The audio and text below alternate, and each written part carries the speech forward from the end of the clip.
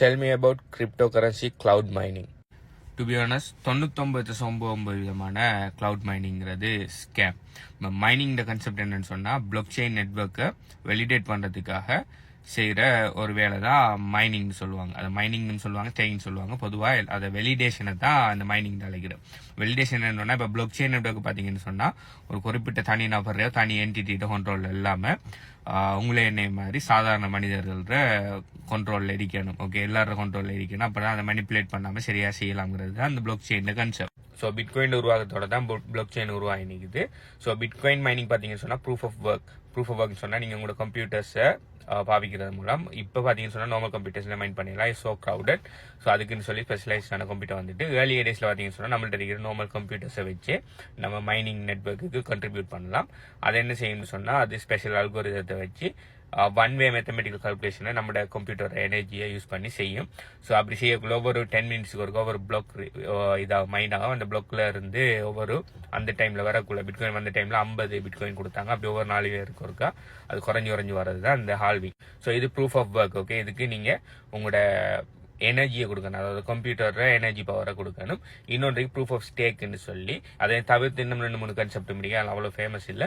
Proof of ஸ்டேக்குன்னு சொன்னால் அந்த particular கொயினை நீங்கள் ஸ்டேக் பண்ணுறது மூலம் அந்த நெட்ஒர்க்கை வெலிடேட் பண்ணுறது. ஸோ இதில் எத்தூரியம் எல்லாம் இதில் ப்ரூஃப் ஆஃப் ஸ்டேக்கில் தான் ரன் ஆகுது. பிட்காயின் ப்ரூஃப் ஆஃப் ஒர்க்கில் ரன் ஆகுது அப்படி சொல்ல.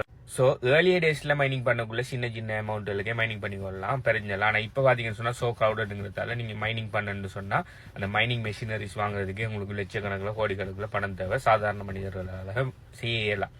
இதை ஒரு காரணமாக காட்டி இந்த பிரமிட் ஸ்கீம், ஆர்ஒய் ஸ்கீம் கல்லனில் என்ன செய்யறாங்கன்னா, ஓகே உங்களுக்கு தனியே நீங்கள் மைனிங் பண்ண போனீங்கன்னு சொன்னால் சரியான கஷ்டம். நீங்கள் அந்த உங்களுக்கு சரியான தலைவடி டெக்னிக்கல் விஷயம்.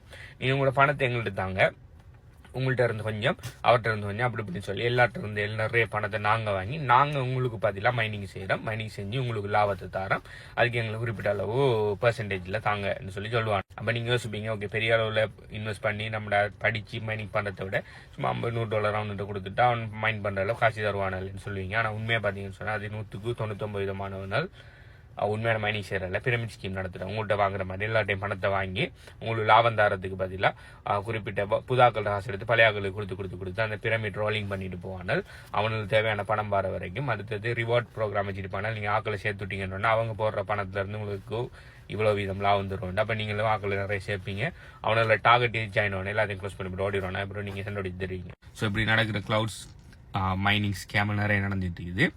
ஆனால் இது பிளாக் செயின் நெட்வொர்க்கை வெலிடேட் பண்ணதுக்கான மைனிங். ஆனால் ஏர்ட்ராப் ஃபார்மிங்ல மைனிங்னு சொல்லி சில நேரம் சொல்லுவாங்க. ஓகே, கிளவுட் மைனிங் சொல்லுவாங்க. அது ஏர்ட்ராப் ஃபார்மிங்.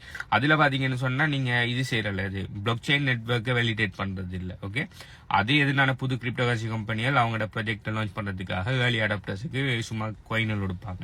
அதையும் சில நேரம் மைனிங்னு சொல்லுவாங்க. அந்த மைனிங் வேற, இந்த மைனிங் வேற. இது கிரிப்டோ கரன்சி ரியல் மைனிங்கை கிளவுட்ல செய்யறதுன்னு சொல்றது 100-99% ஸ்கேம் தான். இதில் போய் ஏமாறாதீங்க. நீங்க கிளவுட் மைனிங்ல ஏமாந்த அனுபவம் இருக்கா? அப்படி உங்களுக்கு தெரிஞ்சாக்கல ஏமாந்த அனுபவம் இருக்கான்னு சொல்லி கமெண்ட் பண்ணுங்க. பை.